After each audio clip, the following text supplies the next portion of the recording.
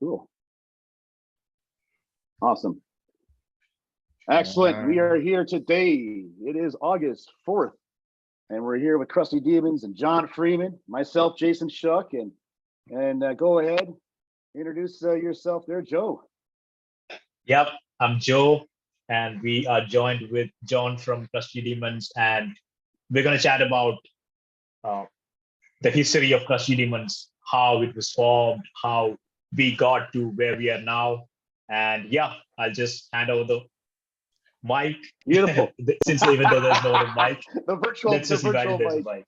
The virtual virtual mic. I love it. Jason, oh my gosh. John, just the first question here. Yes. Just kind of curious, when you first saw motocross and riders in action, how did that make you feel? Motocross. Let's see. Freestyle motocross, and Well, freestyle motocross is a whole other thing, but let's go back to motocross. Okay. When I was a little kid, my dad took me to the LA Coliseum to see Supercross. I had never heard of it before. I was riding little dirt bikes on the ranch and had a little YZ60, and we're trying to do wheelies and jump out of ditches, and and my dad took me to Supercross, and I think it was Roger DeCoster was winning all those Supercross competitions. And what Supercross was, it was contain it into a stadium, and you can be in a bleacher seat and you can watch the whole race instead of an outdoor one, that goes away from you. And then here comes the guys every once in a while. But Supercross came over from Europe, and it blew us all away because it was just action, jumps, everything in your face. So that was my first encounter of fast racing on dirt bikes. So of course we wanted to emulate, those guys, and we'd race up in Ojai, California on my dad's cattle ranch. And there was hundreds of acres, so we could go till we ran out of gas, But of course we wanted to emulate, those guys that were the fastest guys on dirt bikes and their jumps and all that. So that was kind of my first encounter. Dad took me to Supercross. And, what a great introduction. So many years later, after pretty much, got into like surfing, snowboarding, and my partner Dana was a professional snowboarder. And he said, everything that we're doing with these movies, which was in snowboarding, jumping off cliffs, doing crazy lines, doing all that kind of stuff. He said, why don't we go check out, what these guys are doing on the dirt bikes, which was pretty much Brian Manley took us out to the desert and showed us that you could go like from sand dune to sand dune. I was blown away. I was shooting like Super 8, film, and I didn't know what to do with that. So I just put it in snowboard films, right? In Creatures of Habit. And from there, I was like, holy crap, what else can these guys do? So we started hanging out with Jeremy McGrath, who was the GOAT of Supercross, and Jeff Emick, another GOAT of outdoor motocross and Supercross. And we started following those guys around with cameras. And like you see these guys, at a race, you're outside the ropes, right? Well, somehow they liked my movies, so they let us inside the ropes, and we just started goofing with these guys, and we came up with Crusty Demons 1. So when you mentioned the term freestyle motocross, I guess that's when we were just kind of inventing it. Like free riding is what it is. Yeah. Wow. We now call it freestyle, and it's expression on a bike that obviously, it went from jumping huge jumps in the sand dunes, in the desert, to tricks starting to be formed. Like McGrath was famous for his knack, through the finish line, and everybody freaked out because he took a leg off, Yeah. So it just progressed from there. And obviously, through the progression of that, we had Carey Hart attempt the first backflip, which was like ridiculous. And then we knew it was possible that a dirt bike, it's not supposed to go that way. No. When you're taught in motocross, you're taught that, when you pin it off the jump, you tap the brake to keep that front end down. You're not taught to keep the front end going all the way around. So, guys like Mike Metzger perfected that. And then I think pretty much half the guys that were winning, like a freestyle competition back then, were like, holy shit, now we got to do that, and everybody started getting hurt. So a lot of the top guys, they got hurt and they don't want to do that. Sure. Yeah.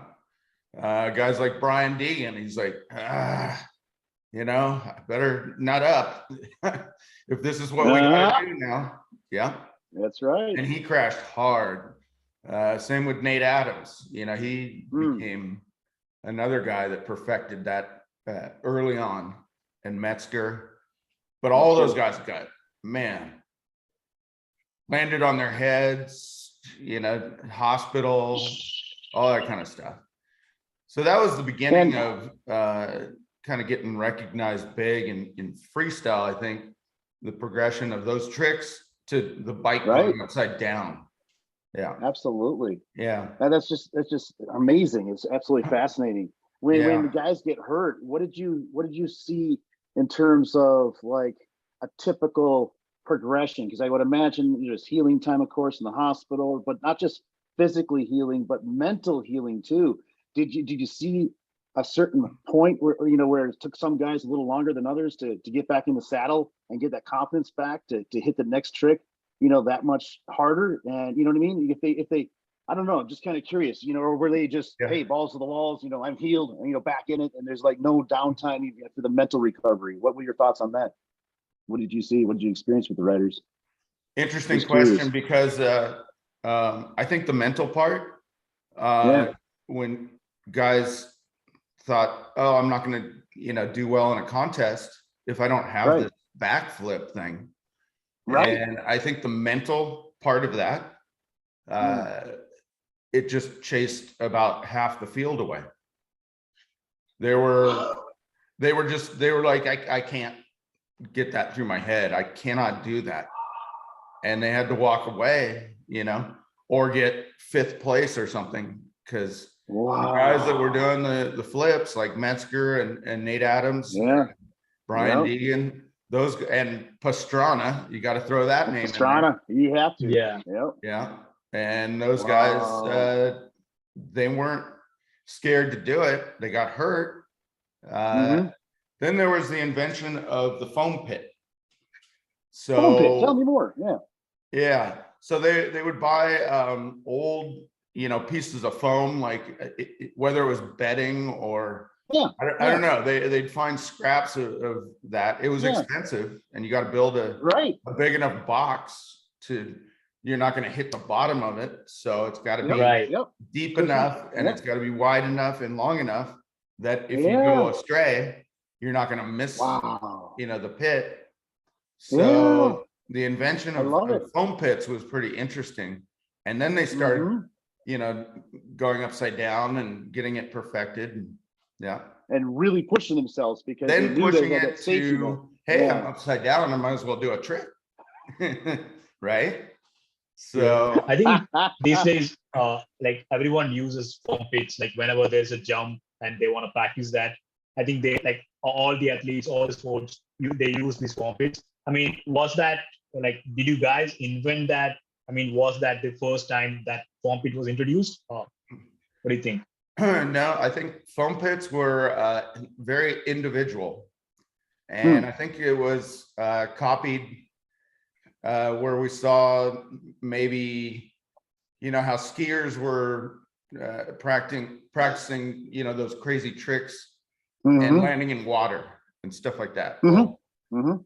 water and a bike, that's going to take a while to get the water out. So they looked at, I think gymnastics, they were using foam pits. I think Yep. BMX guys, they were doing tricks into that stuff. But nobody really knew anything about like a motorcycle landing in it. So the biggest thing Right. with a motorcycle is once it lands and the bike's either sideways, upside down, or whatever, and you're in this foam, it's leaking gasoline. Oh no. It becomes Yes. a fireball if that thing sparks. Absolutely. So what they would do is, they do a couple of warm-up laps, get ready to hit the ramp to go in the thing, turn their gas off.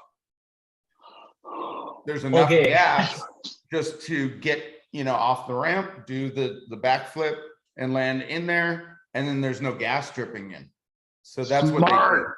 Yeah. That's the secret. I was gonna say, they have guys with fire extinguishers by the Yeah. side or something like that, but no, that's brilliant. Just turn the gas off right before. Love it. Turn the gas off. There's That's enough great. gas to get you, to Yeah, point A to point B. And sure. Metzger, I believe early on, there was so much gas in his foam pit and there was a spark and the thing, it lit up like, a chimney.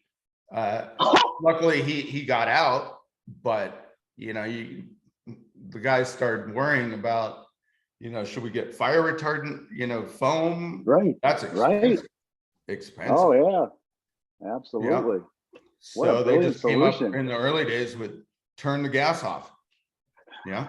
I But love even it. with that, they got to be precise, right? They got to turn the gas off right when there is enough momentum to take them to the They're jump. just lining up to hit, the ramp. So Mhm. they're only going to go 70 feet.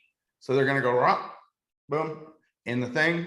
So right when they're going like that, they reach down and turn the gas off. And Love it. they got enough to, point A to point Love B. it. Yeah. That's great. Yep. Yeah. Yeah. Well, That's You and early Dana- on. That's freestyle motocross in kind of a progression for you. absolutely.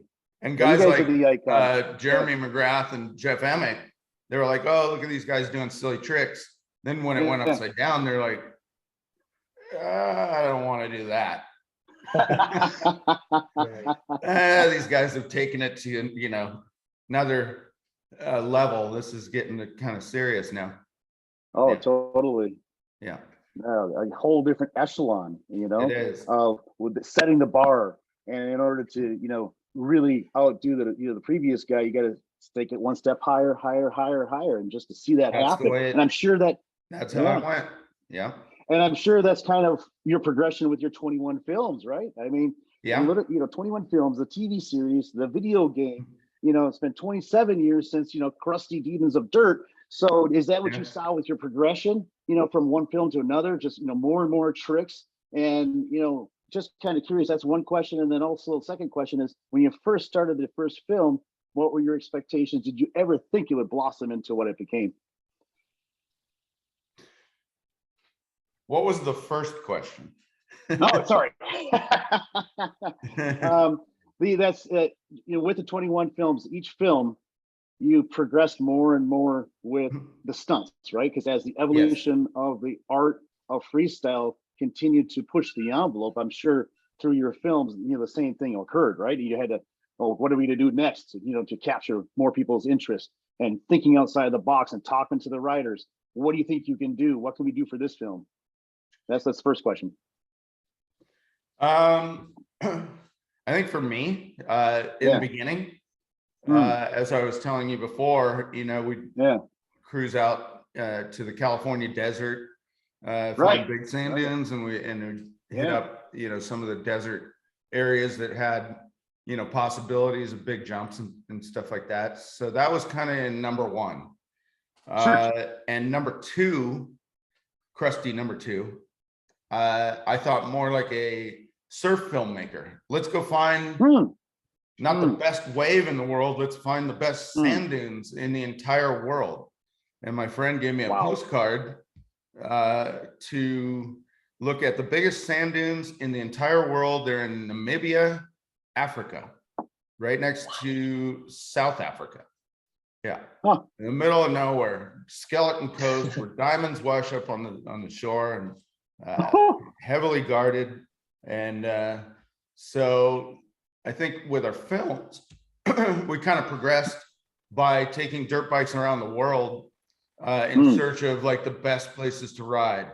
What's you know, the most amazing things that we could do to showcase on film for people to watch in their living room, you know, Right. and live vicariously through our adventures.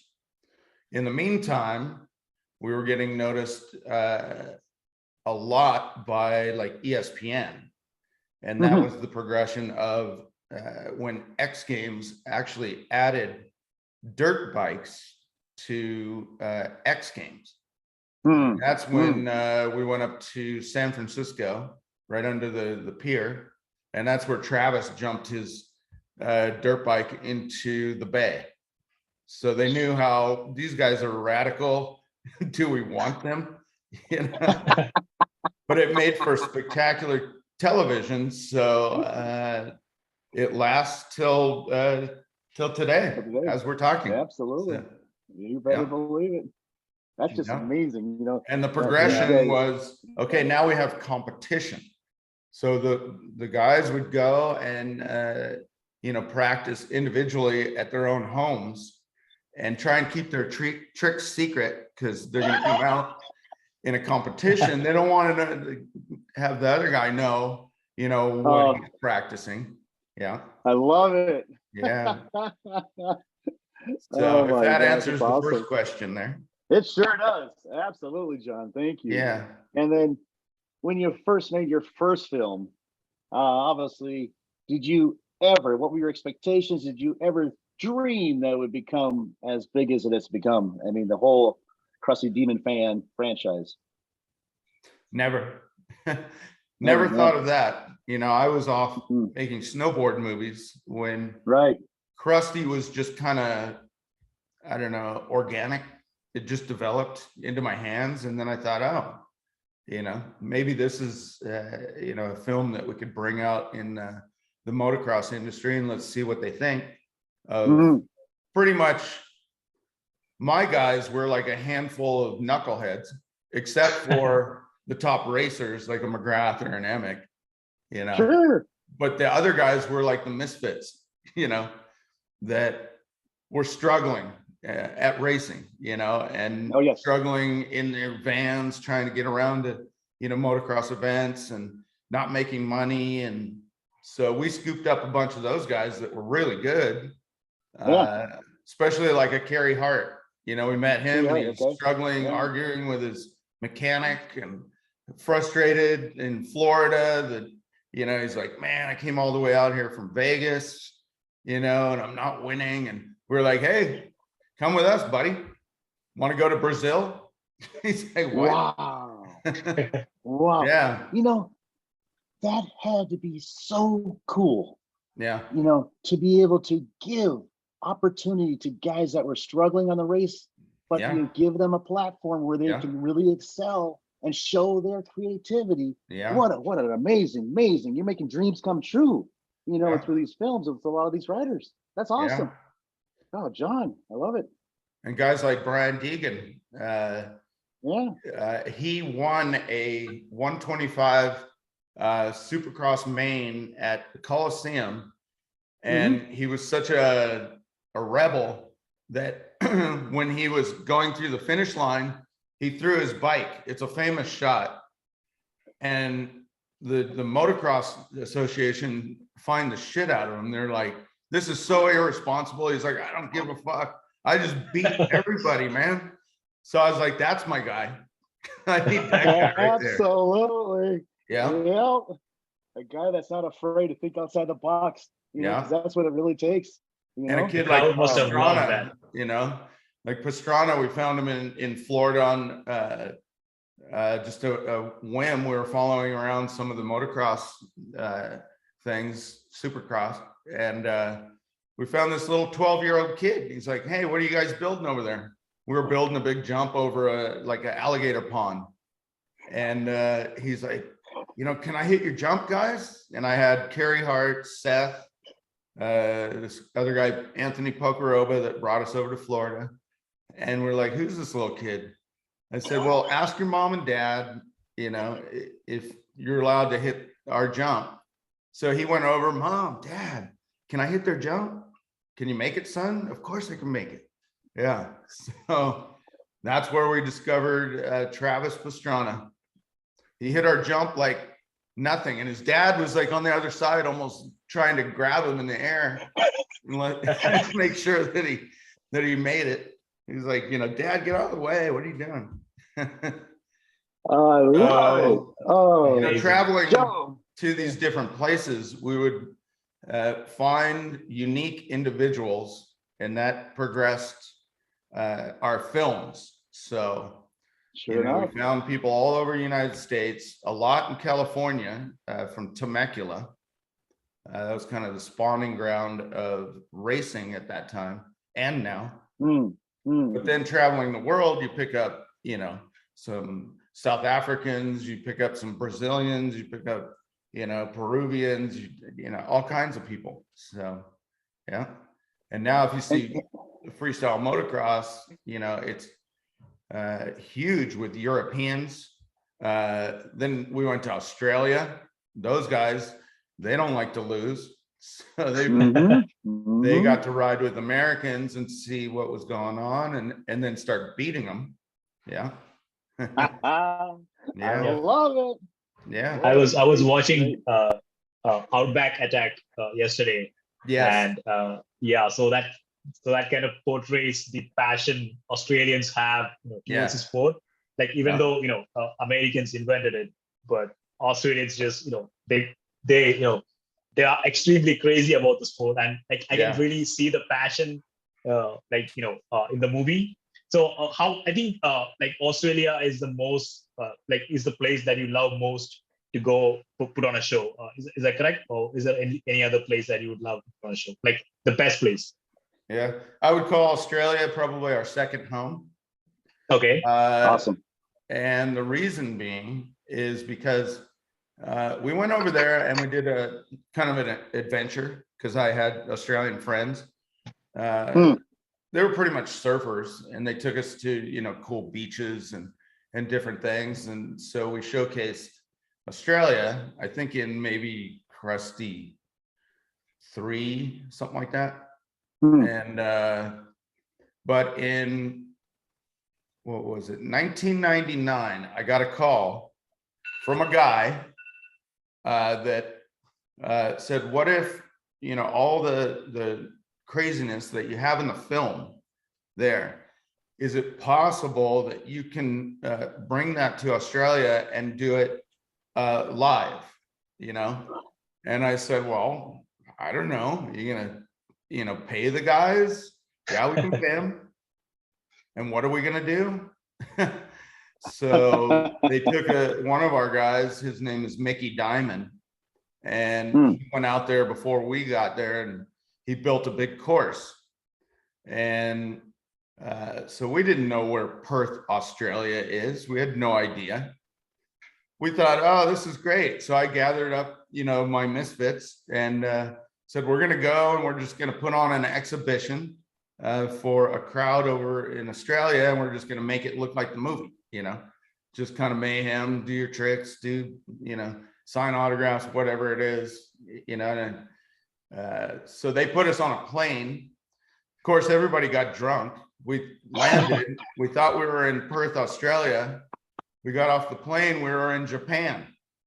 What? We're like, why are we in Japan? Then we got on the plane again, and we landed in Kuala Lumpur. And Kuala Lumpur has this thing where you sign like, I did not bring any drugs, right? And I'm looking at all the guys just going, nobody brought anything, right? And they're like, no, we didn't, because it's like, it says death. If they find like a pot seed or something, it says death, buddy. And so then we went Oh my from God. there. Everybody's about ready to kill this promoter guy that's flying us there because it took 2 days and it shouldn't. You can go straight to Sydney and then Perth. And Right, so right. we landed there and 3 limos pull up. And we're like, I wonder what kind of rock stars are here. They're like, hey, you guys the Crusty Demons? Yeah. All right, here's your limos. All right, I guess we're not going to kill this guy then, And then we were like, what are we going to be doing over here? Because we had no idea. And so we go out to this, it's like a water park, and they let all the water go out, like where jet skis go through. Right. And so the guy, our Mickey, he built 100-foot jumps, and the guys were looking at it just going, who's going to hit those? And Mickey goes, Right. just watch, guys. And he just hit every jump for the guys, and he goes, that's it. And Metzger goes, I'm on it. So it was the Metzger show. He just started hitting the 100-foot jumps, doing tricks, all kinds of different things.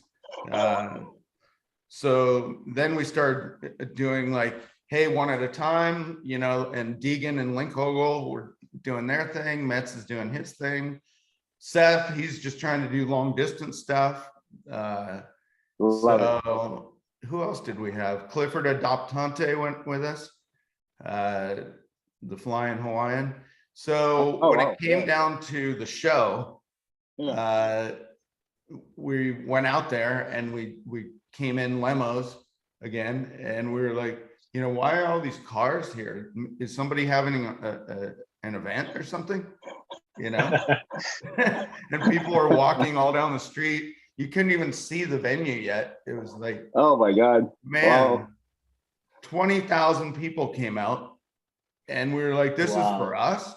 We don't even know what we're doing. We have no show plan. So they had sponsored by Jack Daniels. So we had the Jack Daniels dancers, girls. So we were like, okay, we got girls, this and that. And it was like, what else can we do? And there's 2 guys going, hey, we can blow fire. I'm like, all right, you get your little gasoline cans and your flame torch or whatever you got, and get underneath this ramp. So I had Deegan and Linkhogel come off, and those guys were blowing fireballs. That's our first pyro. I love it. Right. So we invented pyro. amazing. We had dancing girls, 20,000 people going nuts. Seth did a big crash, so he was a hero. Metzger doing his show. Yeah, it was great. Kerry Hart was there too. He was doing all his whips, and so that was the early crew. And that from then on, we were like, man, we like Australia. So we kept getting called back to do more professional shows in stadium with lighting and pyro and dancing girls, announcers. Love it. That Oh kind of my thing. gosh. Yeah. So that's how that started with that, with Australia. And I must say that first show, it ended with cop cars turned over, on fire, people running. Oh, yeah. One guy, I learned yesterday that, I don't know, he got drunk or something, and he was getting chased by the cops, and ran into like a farm wire because he went across a paddock trying to get away. No. I guess it clotheslined him, and he was done. So cool. I didn't even know that. I didn't know that we had one death of that. So due to that, of course, authorities are going to start looking at who are these guys. There's cop cars on fire. There's riots. There's all this stuff. We better get the hell out of here, man. Wow, that's absolutely crazy. Yeah. What a great intro into the So from there, we had to beef up security. I would say so, definitely. Yes, I don't think we even thought of security. Well, it wasn't our job to, but I don't think the promoter thought of it. Right. No. I didn't think that there was going to be 20,000 people. That's kind of hard to contain. Yes, indeed. and there's You're either getting alcohol. drunk. Yeah, exactly. There's alcohol. there's Testosterone. stunts They're you never seen. Australians. They like to go nuts. So, Yeah, there is this Oh, particular scene in the wow. movie where Larry Lincoln goes, like he takes a mic and he yells at the crowd, "Come storm the gates." Oh, yeah, something yeah. like that. Storm the and people just stadium. go, And yeah, everybody storm the just jumped out stadium. of their seats and came down on the field and started Yeah. breaking everything. Yeah. Yeah, I thought that was absolutely crazy. I think people were tackling him like immediately after that. Yeah.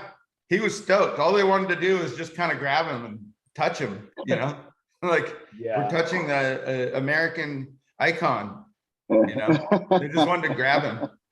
So Yeah, it wasn't that's- really like aggressive in that way, people fighting or something like that. Right. They just Right. loved the fact that Larry just said, "Hey, just go nuts, come out of the stadium." So they all did.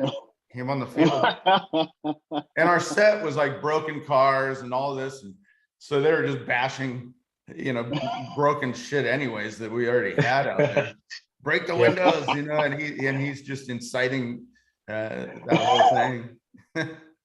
Our It's promoter was probably like, "Oh my God, what are we doing?" Yeah. but And that you guy can called you guys imagine- back again, right? You can imagine the hotel rooms. They look like, the Oh, pretty much Motley Crue came through. I can only imagine. Yep. Absolutely. We had a lot of hotels that said those guys are never coming back. No way. I think we had to go under another name for as we kept going.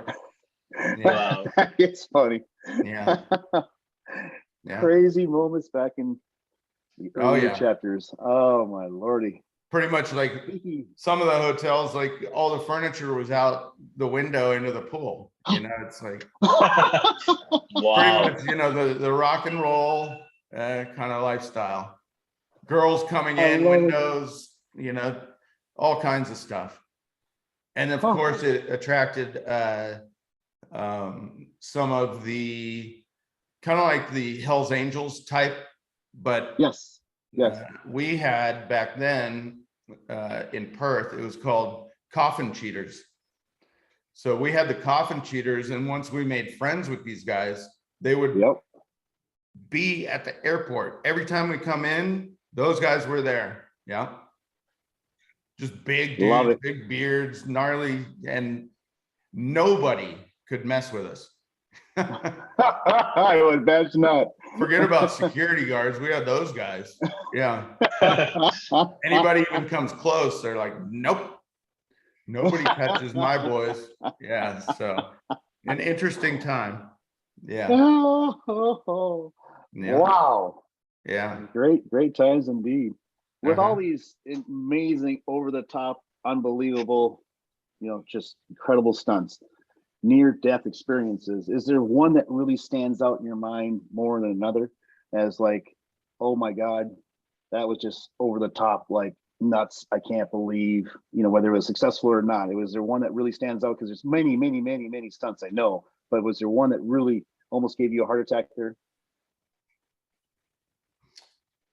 There's a few, but I'll narrow one down. Okay. We had and I think you guys have this for the channel, Right. Night of World Records 2. Yes. And we had a jump off between Seth Enslow, Ryan Capes, and Robbie Madison.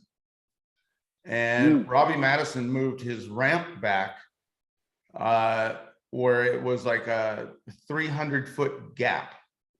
And we didn't even know what's the barriers back then. We're like, oh my God, this is getting gnarly. And luckily there was like, a bit of a safety deck before the big landing. Yes. And he came up like only about a foot onto the safety deck.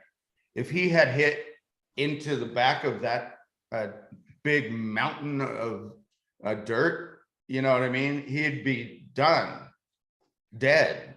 So that one freaked me out. Yeah. And then he came back around and he's like, no, I got it. And then he broke the Guinness Book World Record at Wow. like 357 feet or something like that night. The Unreal. story is in Night of World Records too. It's pretty amazing. But yeah, is that one, nuts. that was kind of scary. Wow. Just to think that, you know, we could put something on like that in front of, there was 35,000 people that night, you know, Huh. and what if somebody died? So that one, Yeah. that definitely, you know, scared me, that one. Yeah. I would say so. Oh Yeah. my gosh. But what I love was the fact that he just went back out and he did it again. It was like no fear. Yeah. Like he was that close to death. And he's like, Yeah. no, you know, I've got this. I will do it. And he hit the world Yeah. record. I mean, that's Because just, each that's guy awesome. was given like 3 jumps or something was the competition. And he's like, no, I got it, you know, and then boom, he broke the world record. Yeah. You know, that just brings up a question. I was going to save it for like maybe our second fireside, but you know, this is a good time to bring this up, I think now, because the timing, and that is when you have encountered so many personality types and the character traits, you say like, you know, some fall off and can't continue riding after, you know, an incident, you know, like 50%. I think that was the number that you used. You know, but for those riders that jump back in the saddle and hit it again, what would you say the top 3 traits are, or 2 traits, whatever you can think of, that separate those athletes, that the ones that can just put that behind them? You know, what have they shared with you, or what have you experienced, or what have you seen that, because this is exceptional. This is exceptional character traits. Fear was to stop so many people, whether business, personal, or athlete. You know, fear is and overcoming that fear is a huge obstacle for so many different people, with both on the field and off the field. And so what would you say for all the different riders that you have experienced your precious time with, and in an incredible life of becoming the icons that you and Dana are in your specific field? What have you seen to be so exceptional that you could put down to like 2 or 3 things? Pretty much, you know, as humans, Yes. you touch a flame and you burn your hand and you go, I'm not going to do that again, right? These guys go, I want to do that again, you know. There's an adrenaline rush, I think, in certain individuals that hung out with us, that we could kind of see it, you know, that the guys that wanted to challenge themselves, go further, go bigger, do better tricks. So it was a unique set of individuals that wanted to take on that challenge. In the beginning, it didn't really add too much money. So that developed in time, that sponsors started getting attracted to them, like a Red Bull, like a Monster, like a Rockstar. So a lot of the energy drinks were able to blossom in that way and start sponsoring the guys. So they started seeing money and competition. Definitely they loved, because they were racers.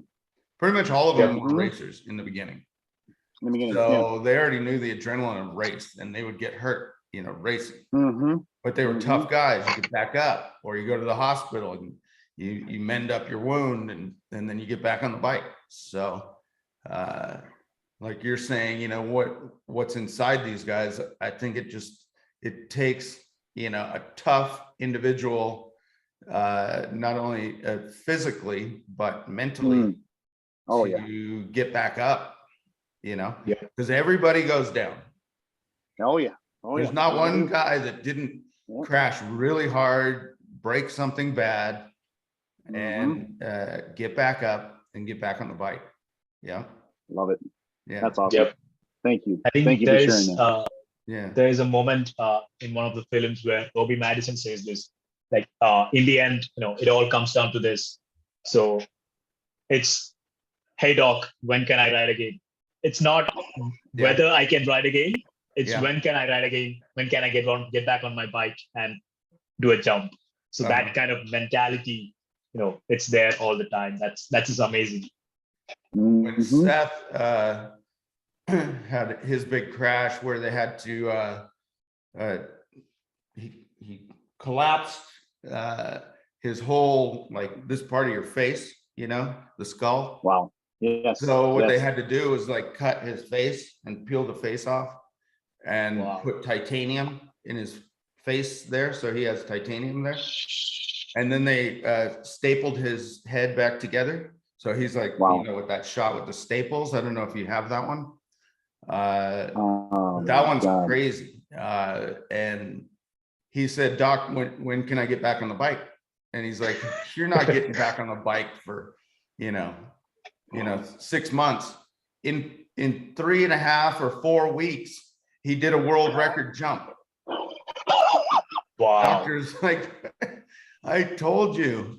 Wow. No. Yeah. I think he was in the Coliseum and he jumped over a bunch of trucks or something like that that were out there, maybe a monster truck gig. And Oh my God. he was back on the That bike like in 4 is- weeks. Yeah. Is So phenomenal. the mentality of that kind of thing comes with a certain, individual that is very unique, and we seem to have found a bunch of those guys. So You sure have. Absolutely. Yep. I yeah, love it. Oh my gosh. my alarm keeps going Joe. off, telling me to talk to you guys. Let me turn this thing off. Joe, go ahead. What do you got? What do you got for John? Yep. Once he turns off There his, we go. and responds to his wife. Yeah. So, John, you mentioned the most. The one crash that almost gave you a heart attack. But in all the years, like, is there a moment that is so precious to you, personally, like that you will always cherish, like along the journey, like the whole, all 24 films, the tours that you did worldwide? Is there a one specific moment in time that is so precious to you personally? Like, it might be different for different people, but is there a precious moment like that for you that you'll always remember and it'll always be close to your heart? So is there a moment like that that you can share with us?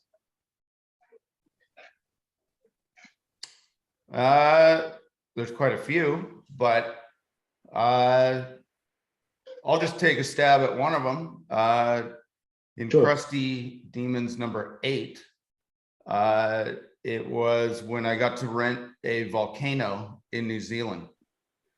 And this guy, I had a couple of New Zealanders that were my riders. They were really good. They were in my shows, but they showed me this volcano and said, hey, it'd be cool if we ride around the rim. It's like a volcano, like a super volcano that blew up like 100 years and ruined all the villages down below. So it's just a big Right. crater now with all kinds of cool colors, Nice. and there's a burial ground up on the top. And so it's, for the Maori people, it's very sacred. Sure. And so the guy flew me up there in the helicopter, and I thought, hey, what a cool thing, have the guys doing wheelies on the rim or whatever. Yeah. I said, what if we go down in? And he goes, you want to drop in there? He's like, oh, I don't know about that. Because it's like pumice dirt, like what Mammoth Mountain has, that kind of dirt. So it's almost like snowboarding, you can glide down that and make, some turns. And yeah. And when you get to the bottom, there was a way out, like a trail, because people walk in there, volcanologists and all that kind of stuff. Yeah. Right. And so I said, how much to, rent the volcano for a day? And he's like, well, we had Honda here, and they did like one of their vehicles around the rim. And so they just showed like the inside of the volcano and the thing going around the rim. And they paid us $200,000. I'm like, I don't have $200,000, bro. I said, in my budget, I've got 2. How about 2,000? And the guy was just like, yeah, right. Like, I'm going to go to the council and say, you got $2,000 and you want to use our whole volcano? And so he kind of laughed me off, and I was like, maybe that guy's going to get back to me, with another offer. So he went home and he told his kids, about the Crusty Demons wanting to do this, and they're like, Dad, you don't understand.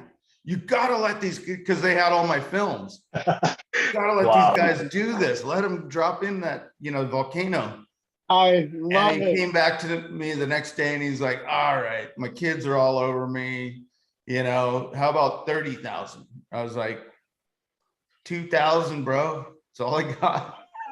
So then his kids heckled him the next night and he called me back the next day and he goes, tell you what, $2,000 and I'll give you a half day and the helicopter.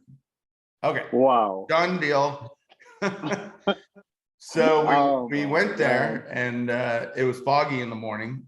So we had to wait for the fog to go away. So we ended up filming like the whole day.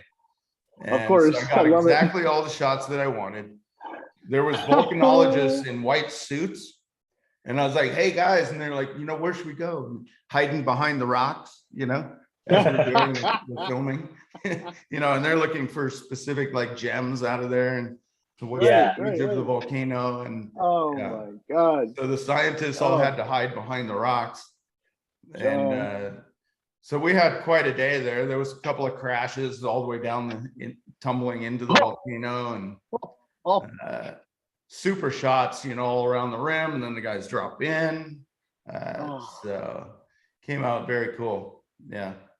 So that one stands Special. out because just the Yes. process of getting to buy a volcano, yes. Yeah. for a Yes. day. And Yeah. and if his sons were not into CD, you know what I mean? If they were Yeah. not Crusty lovers, it would have never happened. It would have never happened.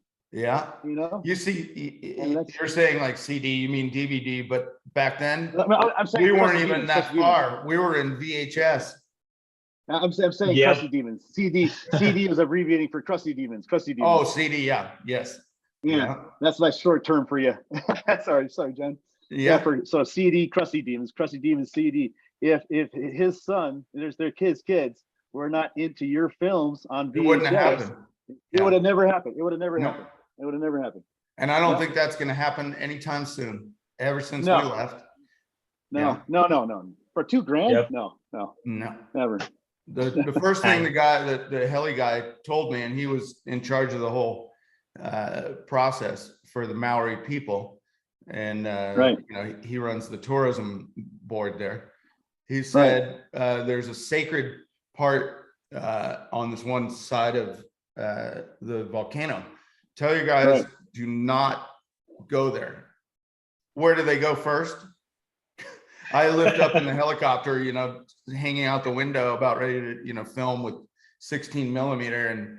And he's like, the guys are all over the cemetery. What are they, Oh my God. He was like, I'm in so much trouble, with the council, because there's going to be dirt bike roosts all over their cemetery. Yeah. Oh my God. Yeah. And I That's told just them, don't crazy. go there. Of course. Well, First thing they do. Yeah.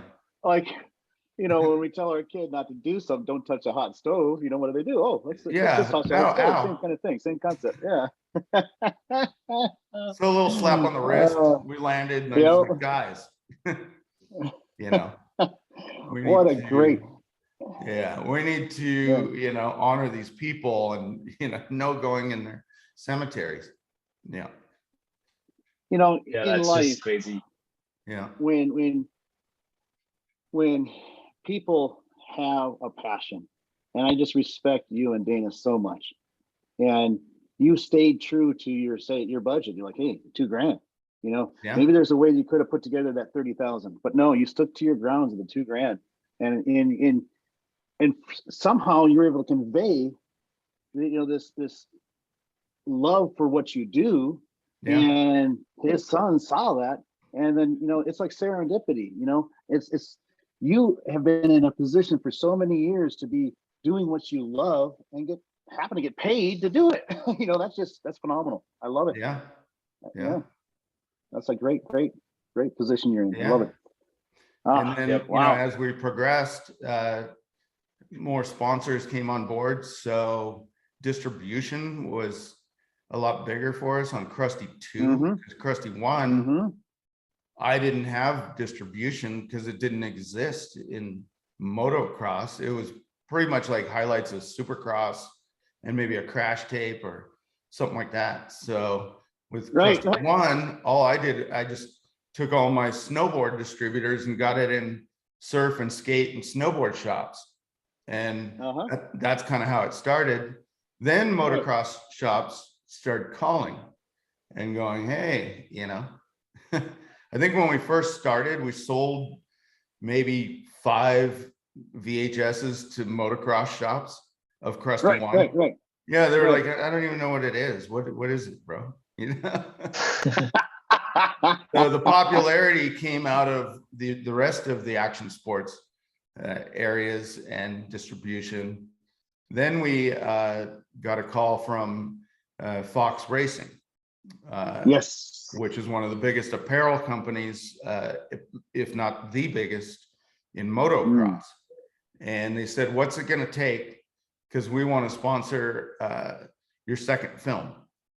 And I said, I don't know. And so they gave me some offer, I don't know, $25,000. And to me, that was like $1 million. I was like, 25 grand, man. I could make that go a long way. We're going to Africa, boys. So that's kind of how that happened. And then when they made their initial order, because they had worldwide distribution in motocross shops, their initial order was 80,000 tapes.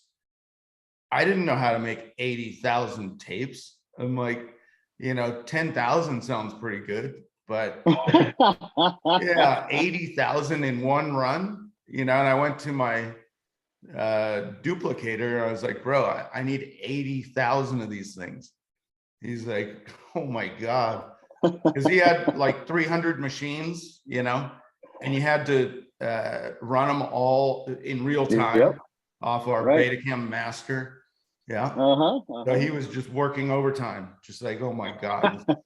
300 at a time. Biggest order I've ever seen in my entire life. Yeah. I love buy it. another house, bro. You know? So an interesting problem there once we found out, you know, worldwide distribution. So that's how that kind of happened. Yeah. And that just feeds organically with the fact that you were fighting riders from all over the world too, right? I mean, Australia, you know, and so, you know, that just continued when you have distribution worldwide and you have fans in different, you know, continents, and they have, you know, riders that are from their hometown, so to speak. You know, it just really helped escalate the whole process of how you grew. I mean, that's just awesome. That's wonderful. Yeah. Amazing. Wow. Wow. So, you know, in terms of original freestyle, you know, when you know, so the question is what do you think the current state of freestyle motocross is? What do you think about the current state of freestyle motocross? And then how is it different, you know, now versus back when you started? Can you rephrase that or say that again? Okay. So what do you think about the current state of freestyle motocross? Okay. And how is it different from back when you started? If you look at the tricks today, like almost every competition, it's about what insane trick can you do upside down, you know? And when we first started, it was about what insane trick that you could do upright, right? Because we didn't know that the bike could do that. And now we have, you know, insanity going on with, you know, in a run, the guy will do like a double backflip. And then I saw Robbie Adelberg the other day do a front flip, land, and then hit a bigger jump and do another front flip. So 2 front flips back to back. I had never seen that before. Wow. Metzger did that with backflips back in the day where he hit a smaller jump and then he went on a huge one and everybody freaked at gravity gauge. 2 front. Yeah, 2 Wow. fronts. Yeah. And then he spun That around and did is a double nuts. backflip. So it's like, man, these, like any one of those tricks can take you out big time. Oh yeah. Oh You know, yeah. you can break some limbs on that stuff or hit your noggin pretty hard. Because our friend Jacko, he tried Yeah, to it's do Jacko. a variation in a front flip Yeah. and landed Yeah. kind of sideways, and it just knocked the shit out of him. So he had to go to the hospital on that one. But so that's the difference. The tricks today are so gnarly.